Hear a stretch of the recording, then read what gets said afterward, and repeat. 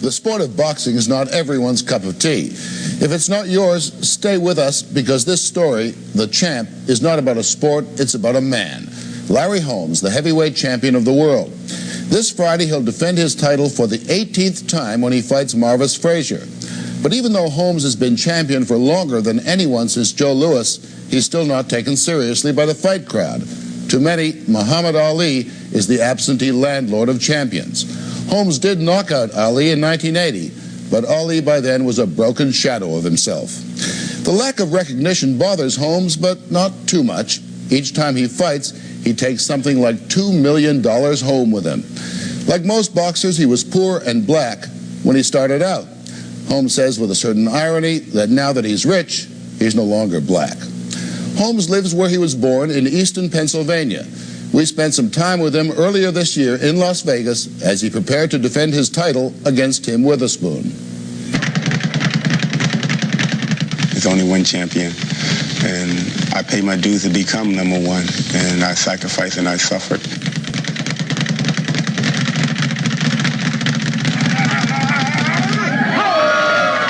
His story is not unique in boxing. He dropped out of school at 13 for a career in a car wash. Life is funny. He's made $45 million so far in the ring. But if people weren't willing to watch, or television wasn't willing to pay, he'd still be working in a car wash or worse. Bash a man's head in the street, you go to jail. Do it in the ring, you are treated like a god. Larry, hold my baby too. Oh. And when I represent people, I don't represent them because I'm black. I don't represent them because I'm getting $2 or $3 million. I represent them because I'm a people's champion. I represent them just as a human being, a guy who made it, a guy who came up from nothing and became something. Holmes knows the value of all this, part of the hype, playing on the demand of people to be entertained. A fight lasts, at its longest, 45 minutes, but it can take months of preparing, of fine-tuning the public. Witherspoon will be knocked out Friday, right here at the Dunes Hotel. If you ain't got your tickets, get your tickets, because it's going to be a knockout show. That's not just hype when you say, I'm bad and I'm mean and I'm bad. That's the real thing. Yeah, well, if I just feel like nobody can beat me in this world, if I can say that to you, and I feel that way. You look like Ali when you did that. Yeah, but I'm not. I'm Larry. I can't be Ali. I can't be Joe Louis nor Leon Spinks. So are you psyching yourself out when you do that? Oh, yeah. You psych yourself, and besides you psyching the opponent that I'm going to do something to you. How would you sitting here, you doing this interview, and I look at you with no smile on my face, says, when you walk outside, I'm going to get you. I don't care about my boxing or nothing. You in trouble, because I don't like you, period. Well, does that make you think? If I hadn't met you before this interview, I would probably not be sitting here by now. At 34, the conditioning, the fine-tuning of the body involves more than just daily workouts. It must be done with the help of a doctor. 5, 6. Boxing is not really a business for a man this age, maybe a man of any age. Bye. Hurry up, give me a kiss. My wife, she goes along with me to whatever site I'm fighting at. Larry tells people I say I wanted him to quit when he started. That's true. Because I'm afraid one day he might get hurt. You know, and we have 2 kids, and kids love him just as much as I do, and they want to go up and see their daddy, be able to play with their daddy. Already made my mind up to hurt you. God and everything. Already made my mind up to hurt you. Your mouth been running ever since. Don't pray to God, because God ain't in there. Daddy has just strolled out into the hotel lobby and walked into his opponent, Tim Witherspoon. A press agent's dream. Accidental hype. Everything's going to be all right. Your sparring partner didn't do nothing to you. I'm going to do it to you. I'm going to come in there if I have to crawl in there with one arm and one leg. Holmes is no Ali in the verbal side of boxing, no flights of poetic fancy, just an earthy promise. I'm going to knock all your 29 teeth down your throat. Fight night. The 43rd fight night in his professional career, and he does not yet know what it is to lose. Still, the tension is almost unbearable. Portrait of the boxer in meditation, concentrating out all other thoughts than the job at hand. I'm on the edge. Holmes time, champ. I have to build that animosity up towards the guy. I have to change. I have to leave the goodness out and bring all the bad in, like Dr. Jekyll and Hyde. Right now, it's not too tight in there. It's not. Okay. Our rules and regulations say no more than one roll of tape. And if you put more than one roll of tape... Witherspoon's trainer tries to break the spell by bursting in to complain about the amount of tape on the champion's hands. That doesn't matter. You're not going to use the second roll. Don't tell me it doesn't matter. It does matter now. I'm going to let him go. I'm going to beat on him.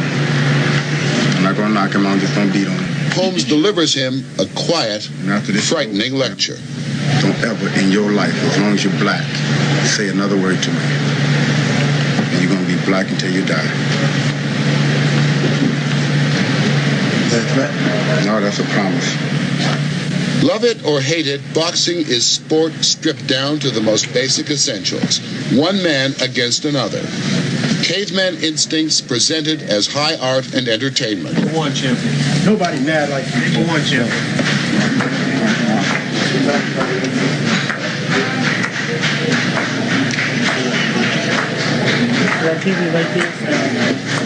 The only teamwork is the entourage trying to heighten those instincts just a little more. What time is it? What time is it? I can't hear you. What time?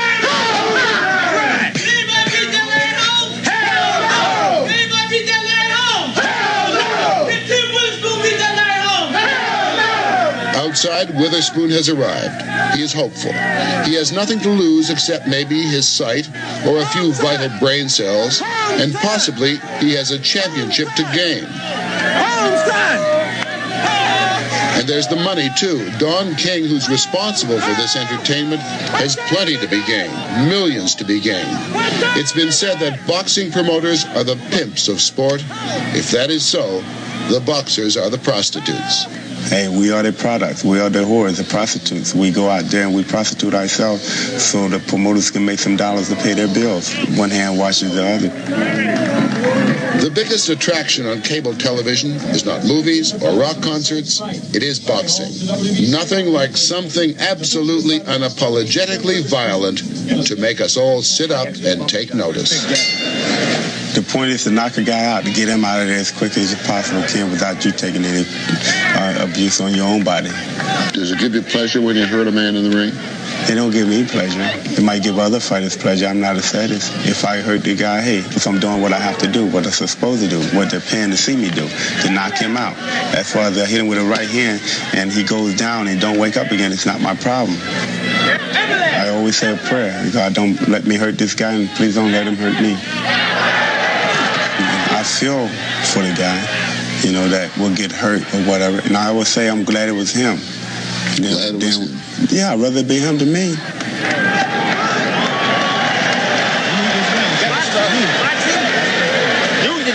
Don't let him get on first. I don't want to retire with my brain scrambled, but again, that can happen walking across the street. I get hit by a car, I can fall off the sidewalk. You win the 12 rounds. You won 12 for 12. Brain damage is the price a boxer pays when he enters the ring. The price gets higher the longer he stays. Even Muhammad Ali, perhaps the most extraordinary athlete of his time, did not know when to quit. In boxing circles, it is rumored that he suffered fairly severe brain damage. Holmes would go on to win this fight, an unspectacular decision. There was talk that it was time for him to quit. 1983 is it. You know, I can fight one more, two more, three more fights this year. Whatever I feel like I want to do, or if I think I can get it in, I would do it. But 1983 was my last year of boxing. But aren't you saying the same thing that every champion, with one or two exceptions, has said? One more leads to one more, and those $1 million paydays are irresistible. And there are just so many blows that a man can take to his head before something happens to him. Quite true. That's in anything, though. You know, it's one more cigarette. That one more cigarette might be too many. One more punch. That one more punch might be too many. But right now, I just want to do it until I don't have that desire to do it anymore. And I'm going by what I said to my wife years ago. I made that statement that, hey, 1983 could be my last year of boxing. because I have achieved the things I want to achieve, and I want to go out with a glorious fight. I want to give another young man an opportunity to fight for the title. But does a boxer or any athlete know when he's been used up, or so used up that he can be taken? Yeah, I think so. Our athlete gets tired. He don't want to go through the wear and tear, the aggravation. He don't want to go through the abuse of running the roads and getting up in the morning or coming in the gym and taking punches. They get tired of doing that. Yeah, but you said, and I'm quoting Larry Holmes, that what happens with athletes, and maybe particularly with boxers, that your mind makes dates. Your body can't keep. But my body still can handle it, because my mind still can handle it. I can still function, I can still think. When I get out of the boxing, no $1 million checks is gonna stop. So therefore, I wanna make sure I'm prepared fully when I get out of boxing so I don't have to go back and do that again. Larry Holmes may or may not know when to quit, but he's one of the smartest champions in years. He has no manager or agent, negotiates his own purses. Back in Easton, he's invested wisely. Properties, stores, hotels, restaurants. The town belatedly told the world about its most successful son, but now the mayor and city officials come to his office to discuss the city's development. Holmes boasts that he may only have a 7th grade education, but that he has a PhD in common sense. Because I'm going to put a Kentucky Fried Chicken up, but I don't want to put $400,000 in a building when I can take one of the old buildings that we have and do the same thing. Yeah, we can take something like that. I like that. And do that. You want to do that? Yeah. I'd love for you to do that. I would love for you to do that. Do some of the people resent that it was a black man who putting this town on the map? Yeah, I would say so. Some, I don't know, but some would say yeah. I would say yeah. They'd rather be somebody else. I'm not trying to be bigger than what I am, because I'm already big. I'm the heavyweight champion of the world, and any city will welcome me. But I'm happy being here in Easton. Why? Why did you decide to stay in Easton? I know everybody. It's small. My kids can grow up and go to school with no hassles or whatever. When you go to other cities, you have to live a different type of life. In other words, that's a fast lane. And right here, it's a slow lane. I won't get a ticket for speeding here in New York or Las Vegas or California. I always got to keep up with the Joneses, and I don't want to do that. Well, you're way ahead of the Joneses here in Easton. That's why I stay here. The Joneses got to keep up with the Holmeses. To keep up with the Holmeses, you'd have to have a swimming pool indoors, just off the living room, a bathroom inspired by Caesar's Palace, all enclosed by a white mansion and 3 acres of land, and garage space for at least 9 cars.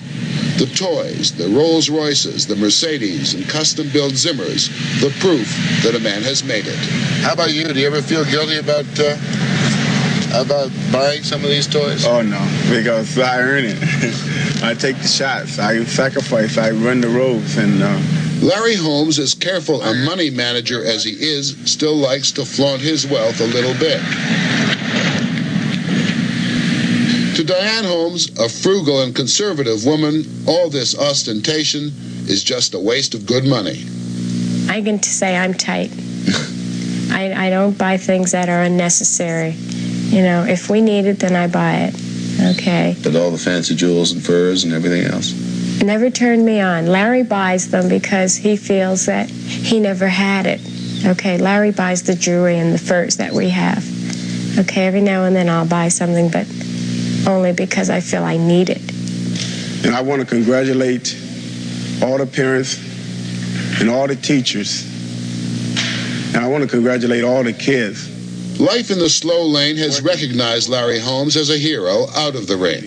In 1980, he was named one of the 10 outstanding men in America by the JCs. One reason is the work he's done with handicapped children. Because these kids going to be great kids, great human beings, and they're going to score a knockout for our society. They're going to score a knockout for us. You do a fair bit of charity work around here. Small part. Why? This program. Well, because it helps people. It helps kids. It gives the kids something different. And if you can shine a light on somebody, you've done it. Larry Holmes knows exactly where he came from, and staying on in Easton, he can easily measure just how far he has come. Here is where we love. And he knows, as few successful people know, just exactly who he is and how quickly a man can change from being a god back to just another human being. And I'm going to probably fight for the rest of this year. And I just want to be able to go in there and be able to come out as champion and be able to stay home and retire and spend some time with my family. So I've been blessed by God to be able to come from nothing, from Southside to Project to Ghetto, to become something. I haven't forgot where I come from. And I want the people to know that I haven't forgot. I don't want to. Okay, you retire next year, right? Come 1985, say, and somebody comes to you and says, here's $8 million. 50 million. Here's $9 million. No, let's say 50 for Cooley. Here's $10 million to fight whoever. 50. Okay, 50. Yes, sound better. And say, Larry, would you fight so-and-so? Yeah.